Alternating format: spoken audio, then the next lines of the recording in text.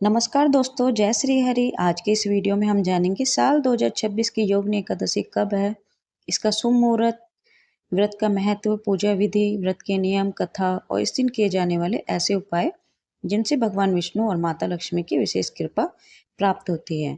तो दोस्तों, वीडियो का अंत तक जरूर देखें क्योंकि आखिर में ही आपको एक ऐसा सरल उपाय बताऊंगी जो धार्मिक मान्यताओं के अनुसार जीवन में सुख, समृद्धि और सकारात्मकता लाने वाला माना जाता है। तो सबसे पहले जानते हैं योगिनी एकादशी कब है। साल 2026 में योगिनी एकादशी 10 और 11 जुलाई को मनाई जाएगी। ये एकादशी आषाढ़ मास के कृष्ण पक्ष में आती है।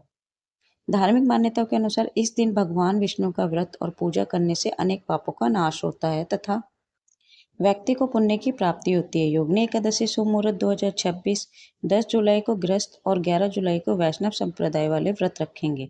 एकादशी तिथि प्रारंभ होगी 10 जुलाई सुबह 8:16 पर। एकादशी तिथि समाप्त होगी 11 जुलाई सुबह 5:22 तक। व्रत का पारण 10 जुलाई को व्रत रखने वाले 11 जुलाई दोपहर 1:50 से शाम 4:36 तक पारण करेंगे और 11 जुलाई को व्रत रखने वाले 12 जुलाई प्रातःकाल 5:32 से 8:18 तक पारण करेंगे। आइए अब जानते हैं व्रत का महत्व। शास्त्रों में योगिनी एकादशी का अत्यंत पुण्यदायी बताया गया है। ऐसा माना जाता है कि श्रद्धा और नियम पूर्वक इस व्रत को करने से भगवान विष्णु की कृपा प्राप्त होती है, जीवन में आने वाली बाधाएं दूर होती है और मन को शांति मिलती है। तो आइए जानते हैं योगिनी एकादशी की पूजा विधि।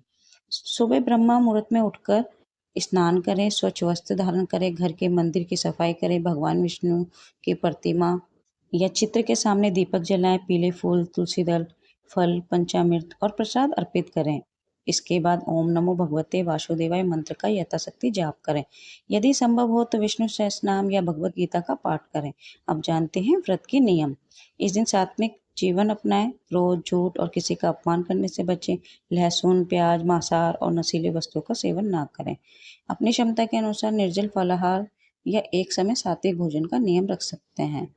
आइए आप सुनिए योगिनी एकादशी की पौराणिक कथा। पौराणिक कथा के अनुसार कुबेर के उद्यान में हेमा माली नाम का एक माली था। उसका कार्य भगवान शिव की पूजा के लिए प्रतिदिन पुष्प लाना था। एक दिन वह अपनी पत्नी के साथ समय बिताने इतना मग्न हो गया कि समय पर पुष्प नहीं पहुंचा सका। इससे कुबेर अत्यंत क्रोधित हुए और उन्होंने हेममाली को कोढ़ होने तथा पृथ्वी पर कष्ट भोगने का श्राप दे दिया।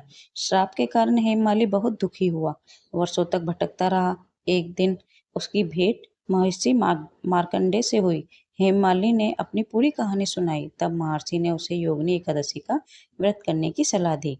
हेममाली ने श्रद्धा और नियम पूर्वक योगिनी एकादशी का व्रत किया। भगवान विष्णु की कृपा से उसका श्राप समाप्त हो गया, उसे रोगों से मुक्ति मिली और वह पुनः सुखी जीवन प्राप्त कर सका। इस कथा से हमें ये शिक्षा मिलती है कि अपने कर्तव्यों का पालन करना चाहिए और सच्चे मन से भगवान की भक्ति करने पर जीवन में सकारात्मकता परिवर्तन आ सकते हैं। तो आइए अब जानते हैं कुछ सरल उपाय। पहला उपाय है भगवान विष्णु को पीले पुष्प और तुलसी दल अर्पित करें।